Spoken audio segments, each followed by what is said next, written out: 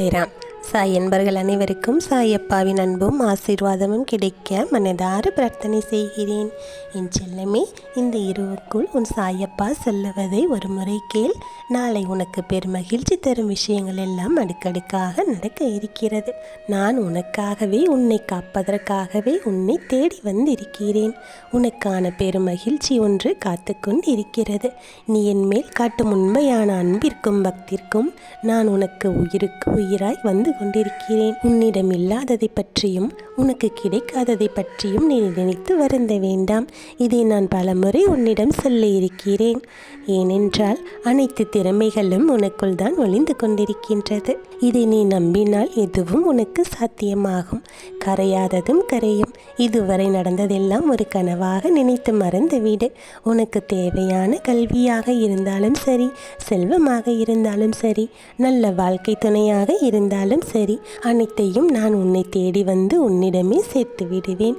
நீ மகிழ்ச்சியுடன் நிம்மதியாக இருக்கப் போகிறாய். யாராவது உன்னை தலை குனிய வைத்தால் தலை குனியாமல் நிமிர்ந்து நில். யாராவது உன்னை அளவுக்கு அதிகமாக புகழ்ந்து பேசும்போது கூட தன்னடக்கத்தோடு இரு. என் செல்லமே, உன்னை யாராவது விமர்சித்தால் கூட அவர்களிடத்திலும் மௌனமாகவே இரு. அவர்கள் உன்னை பற்றி புறம் பேசுவதற்கான பதிலை உன் சாயப்பா நிச்சயமாக அளிப்பேன். என் செல்லமே, உன்னிடம் யாராவது உண்மையாக அன்பு செலுத்தினால் அவர்களுக்கு உன் தூய்மையான அன்பையே பதிலாக கொடு. இந்த உலகத்தில் குறை சொல்லும் ஒவ்வொருவருக்கும் அதற்கான வழியை சொல்ல தெரியாது. அவர்கள் பேசுவது எல்லாம் நீ பெரிதாக எடுத்துக்கொள்ள வேண்டாம். இதுவரைக்கும் உனக்கு கிடைத்த கெட்ட பெயரையும் துன்பத்தையும் அவமானத்தையெல்லாம் உன் சாயப்பா நான் சரி செய்து விடுவேன். உனக்கான சிறப்பான வாழ்க்கையையும் செல்வத்தையும் சந்தோஷத்தையும் நிம்மதியையும் நான் உன்னிடத்தில் கொண்டு வந்து சேர்ப்பேன். அதையெல்லாம் பெற்றுக்கொள்ள நீ தயாராக இரு. 1000 வழிகளும் பிரச்சனைகளையும் நீ உன் மனதிற்குள் அடக்கி வைத்து கொண்டிருக்கின்றாய். எனக்கு தெரியும். சில நேரங்களில் மௌனமாக நீ கண்ணீர் விட்டு கொண்டிருப்பதை நான் பார்த்திருக்கிறேன் செல்லமே. அதனால்தான் உன்னிடம் மனம் விட்டு பேச வேண்டும் என்று உன்னை தேடி வந்து விட்டேன். உன்னுடைய வாழ்க்கையில் ஏற்படும் இன்ப துன்பங்களை அப்படியே ஏற்றுக்கொள். ஏற்பட்ட துன்பத்தை நினைத்து புலம்பிக் கொண்டிருக்காதே. அதையே நினைத்து மனதை குழப்பிக்கொண்டு உன் செயல்களில் உள்ள கவனத்தை சிதற விட்டு விடாதே. அவற்றிற்கெல்லாம் நிச்சயம் ஒரு முடிவு காலம் வந்து விட்டது. உன் சாயப்பா உன்னுடைய துன்பங்களை எல்லாம் முடித்து வைக்கத்தானே உன்னை தேடி வந்திருக்கிறேன்.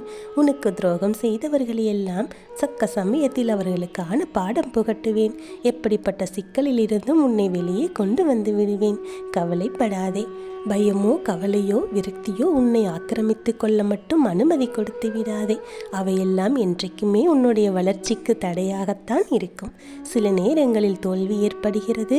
என்ன செய்வது என்று புரியாமல் தடுமாறிக் கொண்டிருக்கிறாய். வேண்டாம் செல்லமே, எதை நினைத்தும் நீ கவலைப்பட வேண்டாம். நிச்சயம் அதிலிருந்து நீ மீண்டு வந்து விடுவாய். தொடர்ந்து முன்னேறிக்கொண்டே இருக்க வேண்டும். உன்னுடைய கடமையில் கண்ணும் கருத்துமாக இரு. எதை பற்றியும் கவலைப்படாதே. தேவையில்லாத பிரச்சனைகளில் சிக்கிக்கொள்ளாமல் உன் வாழ்க்கைக்கு எது தேவையோ அதை பற்றி மட்டுமே யோசித்து செயல்படு. உன் வாழ்க்கையில் நடக்க வேண்டியதை நான் ஒவ்வொன்றாக பார்த்து பார்த்து செய்து வருகிறேன். சில இடங்களில் ஏமாறந்து விட்டேனோ என்றெல்லாம் நீ வேதனைப்படுகிறாய். வேண்டாம் செல்லமே, கண்கள் மூடினால் உறக்கம் என்பதே வராமல் தடுமாறிக் கொண்டிருக்கிறாய். இப்படி நீ தடுமாறுவதும் கண்ணீர் சிந்துவதும் உன் சாயப்பா ஒரு நாளும் விரும்புவதில்லை. உன்னை அழ வைத்தவர்களையெல்லாம் நான் நிச்சயம் அதற்கான பாடத்தை சொல்லி அவர்களையெல்லாம் நல்வழிப்படுத்துவேன். நீ கவலைப்படாமல் இரு.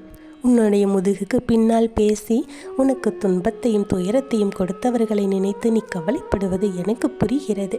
அவர்களை நம்பி நீ எப்படி ஏமாந்து போய்விட்டாய் என்று நினைத்து வருந்தி கொண்டிருக்கிறாய். என் செல்லமே, நீ எந்தவித குற்ற உணர்ச்சிக்கும் ஆளாக வேண்டாம். அவர்கள் செய்த தவறை நிச்சயம் அவர்களுக்கு நான் சுட்டி காட்டுவேன். அமைதியாக இரு. நான் சொல்லுவது மட்டும் உன் வாழ்க்கையில் நிச்சயம் கடைப்பிடி. நிச்சயமாகவே உனக்கு நல்லது நடக்கும். இப்போது துன்பம் செய்தவர்கள் எல்லாம் சந்தோஷமாக நிம்மதியாக இருக்கிறார்கள். என் செல்லமே, நீ மட்டும் அதையே நினைத்து கவலைப்பட்டு கொண்டிருக்கிறாய். உன் மனதில் புலம்பிக் கொண்டும் தவித்து கொண்டும் இருக்கிறாய். இப்படி இருக்க வேண்டாம் செல்லமே. உனக்காக நான் இருக்கிறேன். யாரோ ஒருவன் செய்த விஷயத்தை நினைத்து நீ எதற்காக கவலைப்படுகிறாய்?